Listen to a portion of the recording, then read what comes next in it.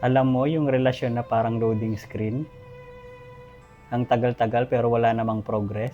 They ask you how you are, you just have to say that you're fine when you're not really fine, but you just can't. Pero ito si Gigabyte GS Gaming A16, mabilis mag-boot, mabilis rin magpa-fall. Ang galing! Kung ang X mo, bare minimum lang ang effort, si Gigabyte GS Gaming A16H, hindi ganon. Sana all. May Intel i5-13420H, 8 cores, 12 threads, kayang-kaya niyang pagsabay-sabayin, multitasking, games, trabaho, pati pag-move on. Nice! Pero kung gusto mo ng jowa na overachiever, yung tipong kaya kahawakan sa kamay habang naglalaro ng AAA games, si Gigabyte GS Gaming A16i ang sagot. May Intel i7-13620H, 10 cores, 16 threads. Parang siya. Hindi lang nakikinig, nag-a-anticipate pa ng mood swings mo. Hindi ka niya iiwan hanging. Naka-hyper-thread ka pa. Hindi ito tulad ng mga paasa. Kasi with NVIDIA RTX 4050, kahit ray tracing on, smooth ka pa rin.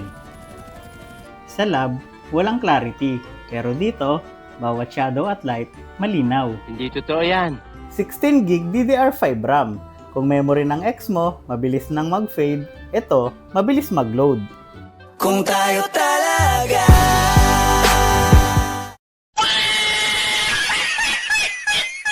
512GB NVMe SSD.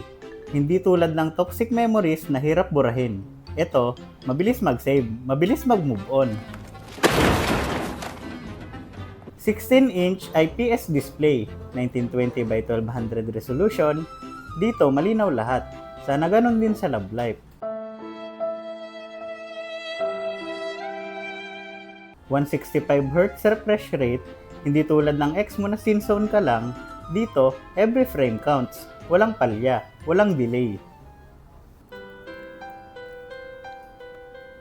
Kung sawa ka na sa mga taong hindi consistent, ito na ang laptop para sa'yo. Gigabyte GS Gaming A16H at A16i. Hindi lang ito pang games, pang move on na din.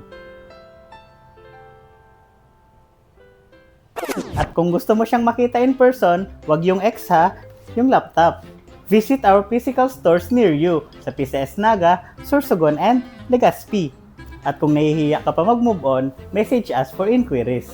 Kasi unlike your ex, promise kami, magre-reply agad. Aray ko! Take your PC to the next level.